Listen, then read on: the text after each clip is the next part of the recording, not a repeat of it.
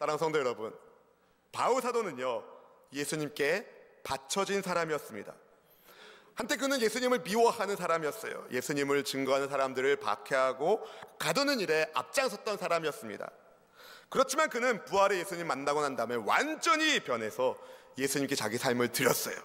그래서 성령께서 인도하시는 대로 1차 전도 여행을 갔다 왔고, 또 2차 전도 여행을 다녔고, 또 3차 전도 여행을 했습니다. 왜요? 예수님께 자기를 드렸기 때문에 예수님 증거하는 일에 자기 삶을 헌신한 것입니다. 제3차 전도 여행 중에 에베소에서 약 3년간 머물면서 그는 거기서 선교 활동을 하는데요, 처음 석 달은 이제 회당에서 하나님의 말씀을 증거했지만 마음 굳은 사람들이 복음을 비방하고 거부하니까 그들에게서 나와서 두란노 서원에서 따로 2년 동안 제자들을 키웠습니다. 날마다 2년 동안 집중해서 제자들을 키웠다는 거예요. 그래서 어떻게 됐습니까? 사도행전 19장 10절 말씀 같이 함께 읽어볼까요? 2해 동안 이같이 하니 아시아에 사는 자는 유대인이나 헬라인이나 다 주의 말씀을 듣더라. 아멘.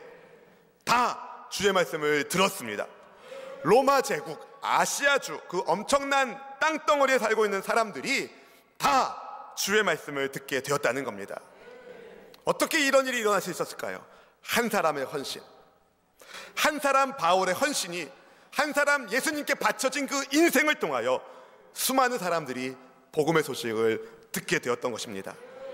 바울 때문에, 아니 바울이 증거하는 예수님 때문에 인생이 바뀐 사람들이 점점 많아졌어요. 술 주정뱅이가 정신 차리고 하나님을 경배하고, 노름하며 가상을 탕진하던 사람들이 열심히 일하여 가정경제를 책임지며 하나님께서 맡겨주신 가정을 지키기 시작합니다. 점집이나 쫓아다니면서 악한 귀신에게 묶여 있었던, 그렇게 왠지 모를 불안감에 떨고 있었던 인생들이 복음 안에서 능력을 입고 새 사람이 되었습니다. 눈은 반짝반짝 빛났고 행동 거지에는 예수님이 함께하는 당당함이 있었어요. 이것을 본 사람들이 놀랐습니다. 맨날 썩은 동태 눈처럼 눈이 희끄머리했는데 예수님 만난 뒤로부터 눈이 반짝반짝거리고 소심하고 막 못해요, 안 돼요, 할 수 없어요 그랬던 사람들이 예수님 안에서 할 수 있습니다, 맡겨주십시오, 해보겠습니다, 막 이런 놀라운 변화가 일어나기 시작했어요. 이것을 본 다른 사람들이 어찌 된 영문인지 알아보다가 그 변화의 출발이 예수님을 만났다는, 예수님을 믿게 됐다는 것을 알면서 그들 또한 복음의 말씀을 듣고 예수님을 믿는 믿음의 선순환이 일어나게 되었습니다. 이걸 가리켜 부흥이라 말하는 겁니다. 이 땅에 부흥의 바람이 여러분을 통해, 우리 교회를 통해 일어나기를 소망합니다. 하나님께서 복음을 증거하는 바울을 위하여 놀라운 일을 베풀어 주시는데, 그가 증거하는 복음의 말씀이 얼마나 권위 있는 말씀인지 알려주시기 위해서 놀라운 기적적인 사건을 바울의 손을 통해서 이루게 하셨어요. 심지어 바울의 손수건이나 앞치마를 통해서도 병든 사람이 낫고 귀신 들린 사람이 고침받는 역사가 일어납니다. 본문 11절 12절 말씀 같이 읽어볼까요? 하나님이 바울의 손으로 놀라운 능력을 행하게 하시니 심지어 사람들이 바울의 몸에서 손수건이나 앞치마를 가져다가 병든 사람에게 얹으면 그 병이 떠나고 악귀도 나가더라. 아멘, 아멘, 아멘. 여러분, 바울은요 당시 에베소의 다른 마술사들처럼 사람들에게 자기가 쓰던 막 손수건 주면서 이거 가지고 가서 병 고치쇼, 이 손수건 하나에 1,000만 원이에요, 뭐 이러지 않았어요. 바울도 모르게 누군가가 바울이 쓰던 손수건 혹은 작업용 앞치마를 가져갔는데 그걸 병든 사람에게 얹었는데 병이 낫고 귀신이 떠나간 것입니다. 바울이 능력이 많아서가 아닙니다. 그가 사용한 손수건이 뭐 다이아몬드 막 12개 박혀있고 뭐 앞치마에 뭐 금장식 돼 있고 뭐 이래서 그런 역사가 나타난 것이 아닙니다. 하나님이 바울을 통해서 역사하신 것이었어요. 근데 바울을 알지 못했던 에베소의 어떤 사람들은 바울을 마술사로 생각했던 것 같아요. 그래서 그걸 흉내내는 사람들이 오늘 본문에 등장합니다. 에베소는요 온갖 주술이 난무하던 도시였어요. 죽기 산업, 악한 영으로부터 자기를 보호하기 위하여 의식을 행하는 여러 가지 주술 개념의 우상 문화가 가득한 도시가 에베소였습니다. 본문에 등장하는 마술은 오늘날 여러분이 생각하는 그 연애 개념, 오락의 개념의 마술이 아니라 주술의 개념의 마술이었어요. 영적인 영역에 속해 있었던 마술이었어요.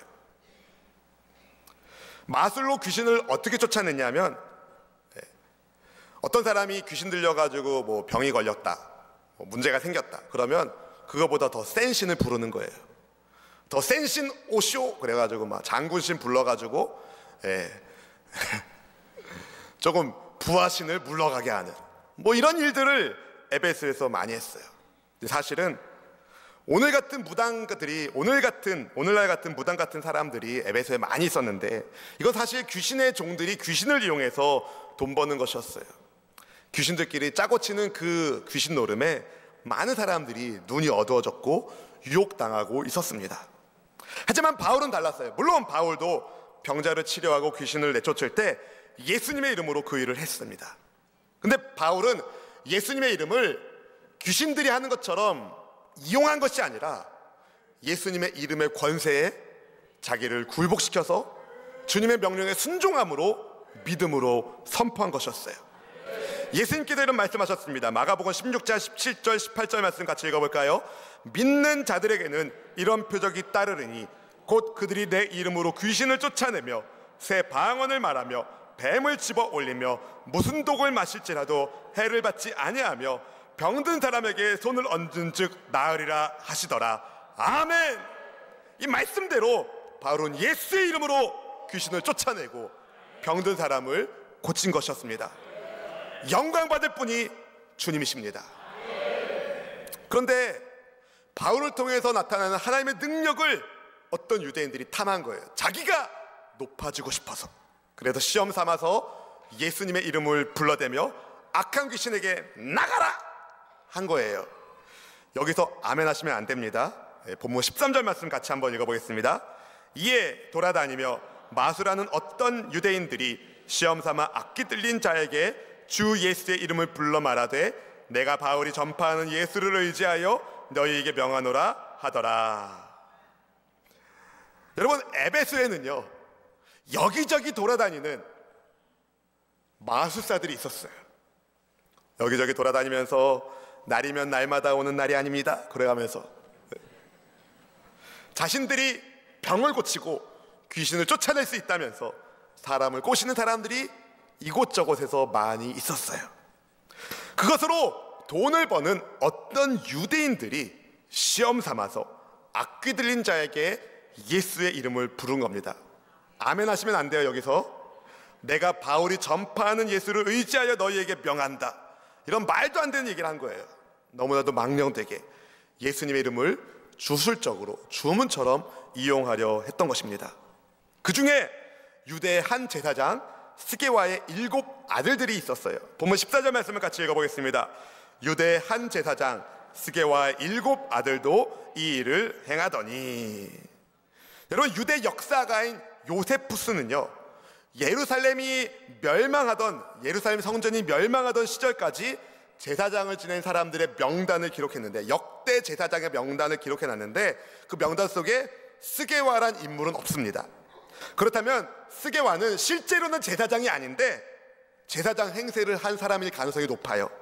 자기 이익을 위해서 가짜로 나는 박사요, 나는 의사요, 나는 장로요, 나는 목사요 라고 가짜로 말하는 사람들이 가끔 뉴스에 나오는 것처럼, 혹은 7명의 이 아들들이 7 마술사들이 자기 아버지가 제사장이라고 거짓말을 했을 가능성도 있습니다. 그래야 자기들의 명예, 권위가 조금이라도 높아질 것이라는 기대를 하고 가짜로 우리 아버지가 목사야, 우리 아버지가 장로야, 우리 아버지가 이런 거예요. 어찌됐든 자칭 제사장의 아들이라고 말하는 7명의 마술사들이 예수님의 이름을 이용해서 능력을 발휘하려 했던 것이었어요. 아멘 하시면 안 돼요. 내가 바울이 전파하는 예수를 의지하여 너에게 명한다. 이렇게 악한 귀신에게 명령한 거예요. 그러니까 악귀가 이렇게 대답한 거예요. 악귀가 대답한 말에 아멘 하시면 안 됩니다. 우리 15절 말씀 같이 한번 읽어볼까요? 악귀가 대답하여 이르되 내가 예수도 알고 바울도 알거니와 너희는 누구냐 하며. 내가 예수도 알고 바울도 아는데 넌 누구냐? 그런 거예요. 누가요? 악한 귀신이. 여러분, 악한 귀신들도 예수님을 알아봅니다. 아멘. 예수님께서 하나님의 아들 되심을 귀신들은 귀신처럼 알아요. 또 바울도 알았어요. 바울이 예수님과 동행하는 성령의 사람인 것을 귀신들도 알고 있었어요. 하지만 스게와의 7 아들에게는 너는 누구냐?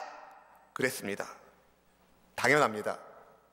스게와의 7 아들들은 예수님과 아무 상관이 없는 사람들이었거든요. 그러니까 귀신들이 그 마술사들을 두려워할 이유가 있습니까? 없습니까? 없다고 말해주세요. 있습니까? 없습니까? 없습니다. 그 증거가 악귀 들린 사람이 이 7명의 아들들에게 달려들어서 그들을 상하게 만들 거예요. 본문 16절 말씀을 같이 읽어볼까요? 악귀 들린 사람이 그들에게 뛰어올라 눌러 이기니 그들이 상하여 벗은 몸으로 그 집에서 도망하는지라. 여러분, 어떤 귀신 들린 사람이 어느 집에 있었는데 이 사람을 고치면 우리가 좀 높아지겠구나 싶어가지고 스게와의 7 아들들이 예수님의 이름을 빙자해서 그렇게 축기를 한 거예요. 근데 바울이 의지하는 예수의 이름으로 명하노니 악한 귀신은 나가라 그랬는데 이 악한 귀신이 넌 누구냐? 그러면서 달려든 거예요. 이 귀신 들린 한 사람을 7명이 당해내지 못해요. 막 누른 거죠. 그리고 막 누르니까 벗어나려고 발버둥을 쳤겠죠. 그렇다고 해주세요.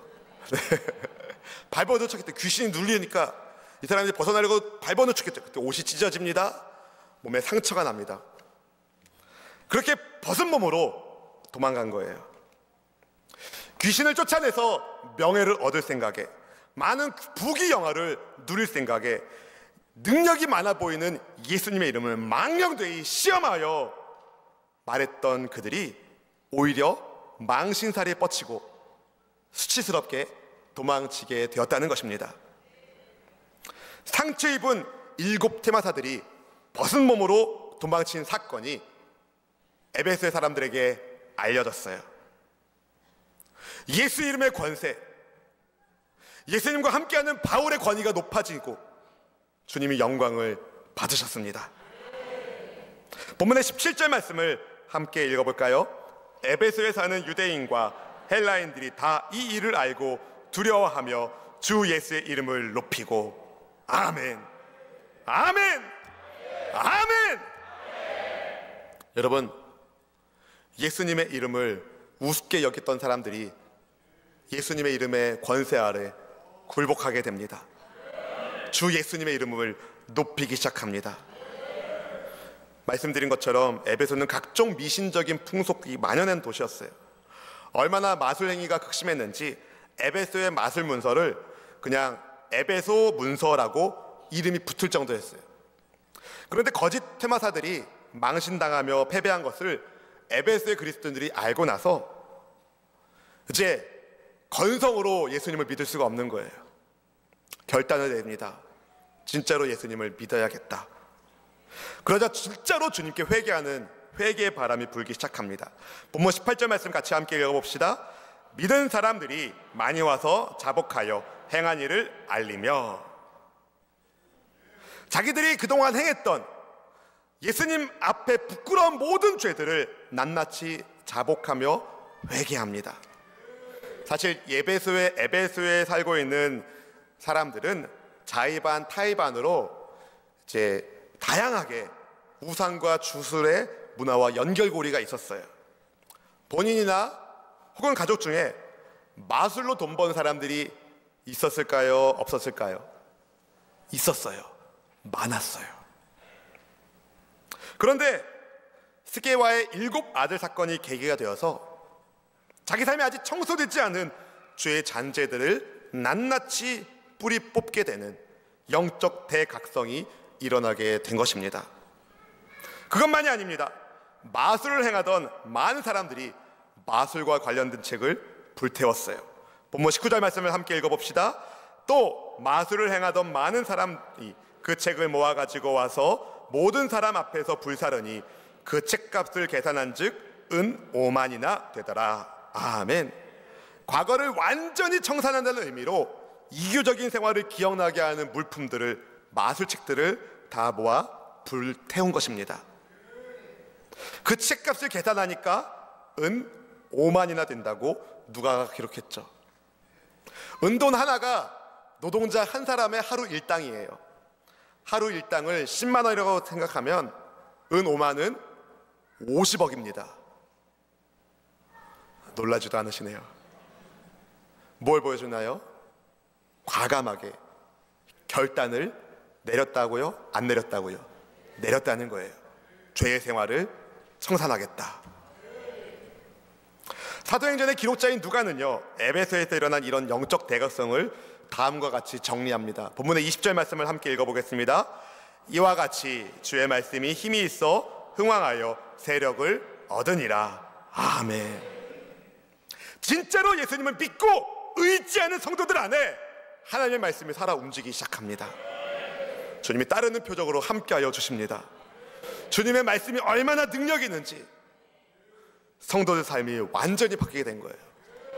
인상 쓰던 사람이 막 웃으며 살기 시작하고, 좌절과 낙심과 우울함의 어둠의 그림자가 가득했던 사람들이 밝은 모습으로 하나님께 영광을 돌리는, 복음의 말씀이 점점 살아서 움직이며 약동하기 시작합니다. 에베소의 영적 지도가 완전히 갱신된 것이었습니다. 건성으로 형식적으로 신앙생활하던 사람들이 진짜로 하나님의 전능하심을 체험하면서 하나님의 살아계심을 경험하면서 예수님을 높이기 시작합니다. 이번 성회 때 문상호 목사님이 여러 번 말씀하셨는데, 자기가 목사 되고 나서 하나님을 그 이후에 진짜 믿게 되었다고. 사랑하는 성도 여러분, 목사도 살아계신 하나님을 체험하지 못할 수 있습니다. 근데 진짜로 예수님을 만나면 살아계신 하나님의 사람이 됩니다. 바울 시대에 에베소에서 역사하신 하나님은 오늘도 동일하게 역사하고 계십니다. 믿으십니까? 믿으십니까? 이 아침에 에베소에서 역사하신 하나님의 능력의 역사가 여러분의 삶 가운데도 일어나기를 주님의 이름으로 축원합니다. 축원합니다. 이 아침에 저는 진짜로 예수님을 의지하는 인생이라는 말씀의 제목으로 이 자리에 섰습니다. 혹시 우리는 하나님을 내 소원 들어주는 램프의 요정, 알라딘의 램프에 등장하는 램프의 요정으로 생각하고 있지 않았나요? 예수님의 이름을 미신처럼 외치는 이들과 비슷하게 내 삶에 아무런 변화도 없고 여전히 죄의 자리에 있으면서 예수님의 이름을 부르고 있지는 않습니까? 내 욕심을 채우기 위한 수단과 방편으로만 주의 이름을 부르고 있지 않는지 한번 돌아보기를 바랍니다. 그리고 여러분, 진짜로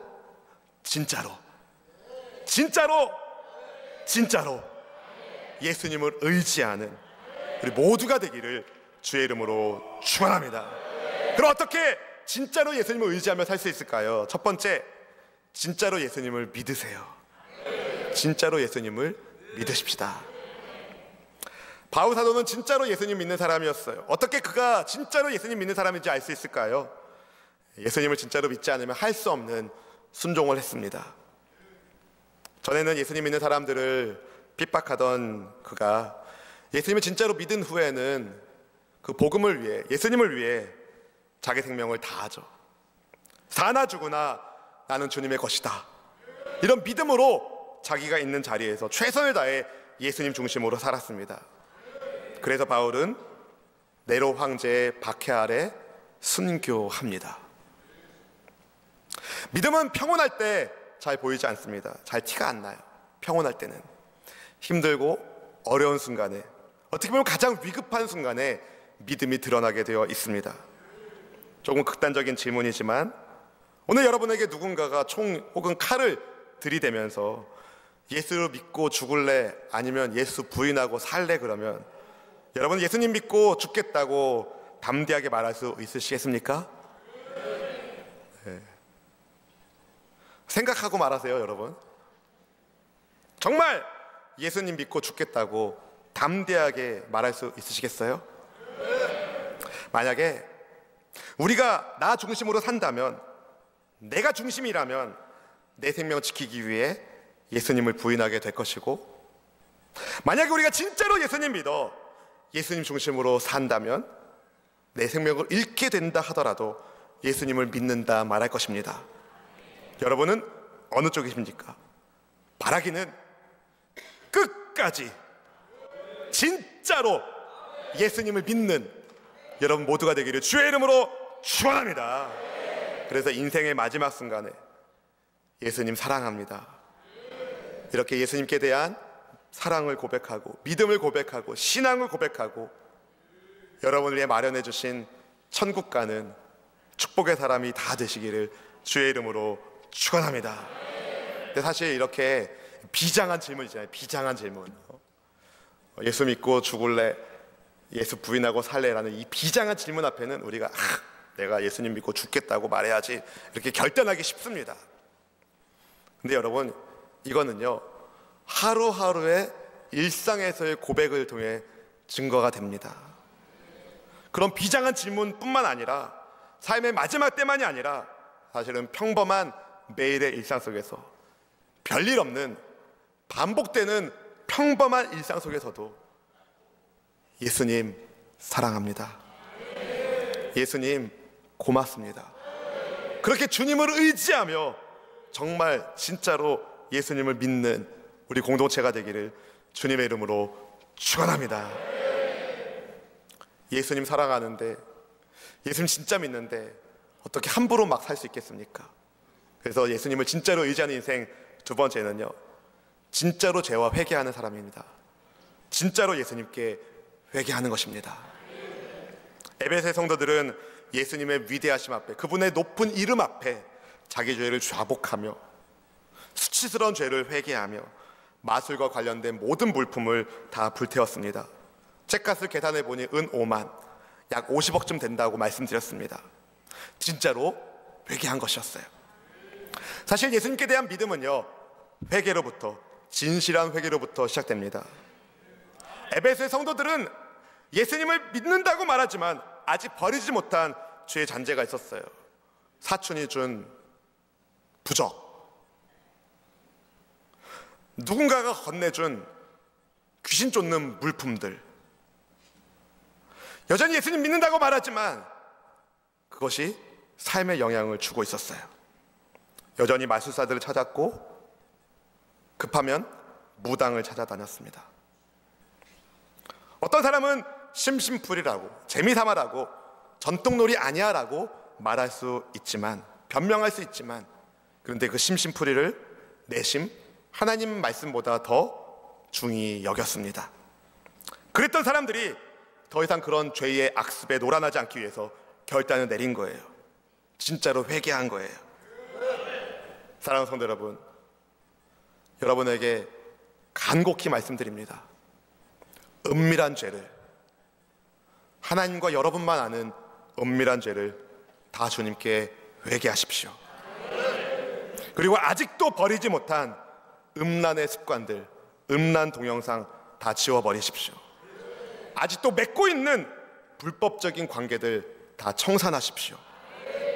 집안에 붙어있는 부적들, 우상들, 역술서들, 문에 걸어놓은 명태들 다 띄어버리십시오. 예수님 중심의 삶을 회방하는 모든 어둠의 근원들을 뿌리째 뽑아내십시오. 예수님 중심으로 살고자 하는 삶을 방해하는 있으면 안 될 것들은 여러분 있으면 안 됩니다. 있으면 안 될 것들은 있으면 안 됩니다. 있으면 안 될 것들을 가지고 있으면서 왜 복받기를 바라십니까? 있어서는 안 될 것들을 다 청산하십시오. 그리고 하나님의 말씀이 회개한 내 삶의 기준이 되게 하십시오. 여러분, 신앙을 흉내내지 마시고, 신앙을 흉내내는 것처럼 어려운 일이 없어요. 신앙을 흉내내지 마시고 진짜로 예수님을 의지하며 살기를 바랍니다. 그렇게 살 때 구주 예수께서 여러분에게 기쁨으로 함께하여 주시고 영생을 복락을 누리도록 함께하여 주시고 영원토록 동행하여 주실 것입니다.